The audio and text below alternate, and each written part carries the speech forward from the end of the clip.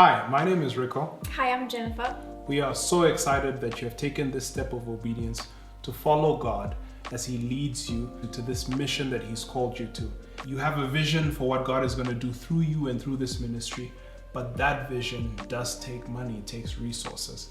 And we want to take some time, take a few minutes just to look at what it means to raise support and to look at where it comes from the Bible. And so we're looking at a biblical view of raising support for missions. So, Riko, you mentioned that it actually takes financial support and you need help. Yeah. That is completely new to me. For me, I grew up in a family where my mom's like, don't be asking nobody no money. And I keep thinking to myself, I probably shouldn't ask. So if it doesn't happen, you kind of just stay at home and you think that's just not something that's for me. Or you get to go because your family's worked on it or, saved up or something. So how does that work? Okay, well, the awesome thing about doing something like this is we've had people who have gone before us. So way back in the day, in the 1700s, we have a guy called William Carey, and he used to repair shoes. And he's a believer, and he had a map in front of his work desk of different places in the world, and he would weep over all these places in the world that didn't know about Jesus. And in one conversation with his friend, they were talking about India and how there's so many people there who didn't know who Jesus was. And William Carey says that it's a gold mine of people there who need to hear the gospel. And so his friend, Andrew Fuller, says, who will go? And he says, I will go, right? And he uses this analogy of going into a mine. He says, I will go into the pit if you will hold the rope. And what he meant by that is, if you can raise support for me, support me financially so I can do the work on that side. And so he actually ended up going with a promise from his friend that he would support his mission. So he went, and Andrew Fuller stayed back, and he stayed in England, and he raised support through his own money, his own giving, but also talking to other churches and raising support from other churches and other believers to support this guy as he went on to do the mission of God and bring the gospel to people in India.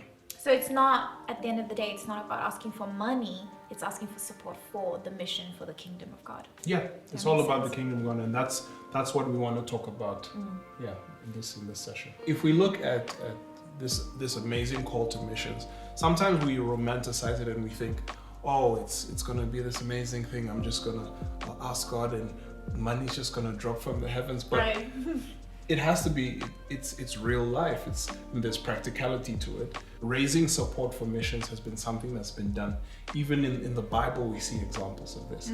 Paul actually sends a message to the Philippian church, a kind of thank you note, and he says in Philippians 4 verse 14, he says, even so, you have done well to share with me in my present difficulty.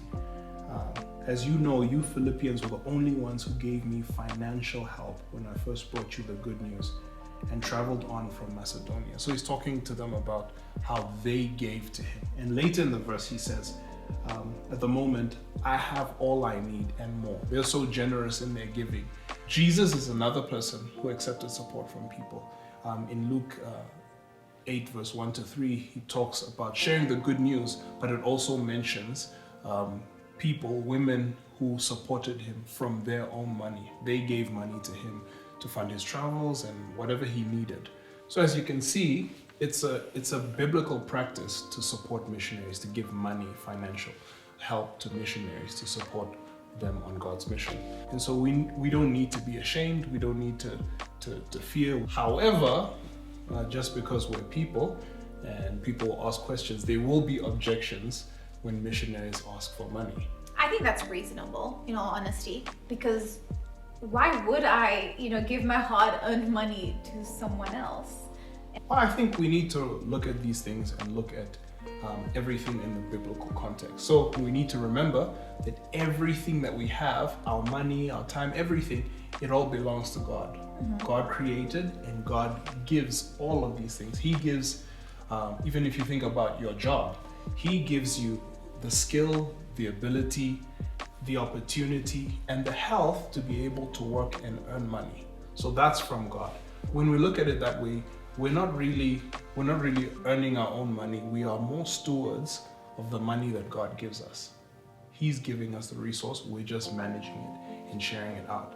And so we need to think of it as God giving us money, and then we are investing it for Him. We're investing it back into God's mission. Another thing we also need to think about is that when we're giving, we think, okay, we're giving to another person, but we're not giving horizontally. So it's not me, if you're the missionary, it's not me giving to you. We give vertically. So I'm giving the money to God because it's God's mission. And then God then gives it to you. So He gives, I give to Him, He gives to you. He supplies to you through me. Once again, it's receiving vertically. So they need to trust that God will provide. I understand that. Okay. For me, as the giver, what if I just can't afford to give? You know, times are tough. These are the economic, times that we're in. It's not always easy or even viable to give in situations like these, even if you want to. So yeah, what if I just can't afford to give in that moment? Okay, so I need to say something. This may seem like I'm assuming this, but nobody at all cannot afford to give. Oh, really? Nobody can, right? Because if you say I can't afford to give, you're thinking, okay, if I give to you, I won't be able to take care of my own needs. That's what you're thinking, right? Yeah. But then who are you trusting? Are you trusting your own effort, or are you trusting God the way you should? What do you think you're doing then? Probably trusting my own effort. Exactly. We need to be trusting God to trust God. Okay, God, you say I should give. So if I give, I'm going to trust you to supply all of my needs, to provide for all of my needs. Right? So once again, it's an exercise for you as well to trust God for that. We have these illustrations in scriptures. One of the most amazing stories is in Mark chapter 12, verse 4, from 41 to 44. Jesus is in the temple with his disciples, and they're in a part of the temple where people are giving their offerings, or giving what would be their tithe. And there's a bunch of rich people who are giving so much. They're giving fortunes. But it's easy for them to give because they have so much. And then there's a woman who gives a bunch of coins. And when she gives, she has to trust God, right? That, okay, I have this little bit, let me give this bit. But then she has to trust that God will supply the rest. In 2 Corinthians, we have Paul, who is thanking the church in Macedonia, who are really poor, but they give. And they give willingly. It's almost like they were fighting not to be left out of this opportunity to give to God because they trusted Him that much. So I think maybe something that you can do if you're confronted with this question is say to them, okay, what can you afford to give? And maybe challenge them even further and say, maybe ask God what He's telling you to give. Because once God tells them, then it's God's command, it's His mandate, and it's easier to trust. I definitely like that. Just thinking or reminding, the person you're asking, okay, make sure you go back to God and ask Him. It's not, don't look at it as I'm asking, but rather your conversation with God in that vertical relationship is a really good encouragement. But Riko, listen, you're so smart. You have studied, you were in Cape Town, you were here in Windhoek, you got 2 papers. Why don't you just get a job and pay for it yourself? So support myself. Yeah, support yourself. You do it. Why asking me? All right. So here's the thing. People always think, oh no, is a missionary being lazy? But there are a bunch of realities. So the first thing is that it's not just about the giving. That person is getting an opportunity to get involved in missions. The person who's supporting is also involved in the mission as well.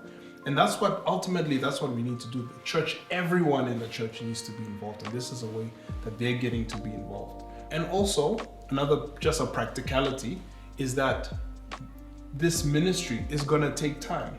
This missionary going out and sharing the gospel with people. If I have a job, let's say I have a 9 to 5. From 9 till 5, I'm at my job. I can't go out and share the gospel like we intended, right? Only after 5, after being tired, do I get now to share the gospel. So I'm giving, it's almost like just this little bit of time instead of if I had been supported. If you support me, then I now have all that time, all day, to go and to do the actual work of ministry. So they're your hands and the feet. You know, I know Jesus says, you know, be the hands and my feet. Yeah. But if you are at work and you can't be the hands and feet, you ask somebody else to do it. Is that what you mean? I'll be the hands and feet and you can be the pocket. That makes so much sense, what you're saying. But then sometimes you get those situations, and I'm sure you've gone through those, where people come to you and then they guilt trip you and almost manipulate you into giving. Yeah. You know, like as if I'm not Christian enough, or if I don't give to this mission, I'm just not good enough. Yeah. In case I don't want to. Well, that's a big no-no. No one should ever guilt trip anyone into giving. Even God tells us as we're giving that He wants us to give willingly and joyfully. It should be something that we want to do. So as we are asking people to support us, we should come to them and bring them the biblical evidence, what we've talked about now, and let God work on their hearts so that they willingly give, that they say, no, you know what? I have this conviction from God and I want to be part of this mission and I'm excited to give. That's the place that it should come from. So as you're asking for support, let that be the tone that you set. Not about guilt tripping in any way. It should come from a joyful heart. Yeah. Okay, so we've talked about just the biblical background, and I think it's really good to start there. But how do we go forward from this? And that is going to be our next video, how to take the practical steps in asking for that support. So stick around for the next video. Yeah.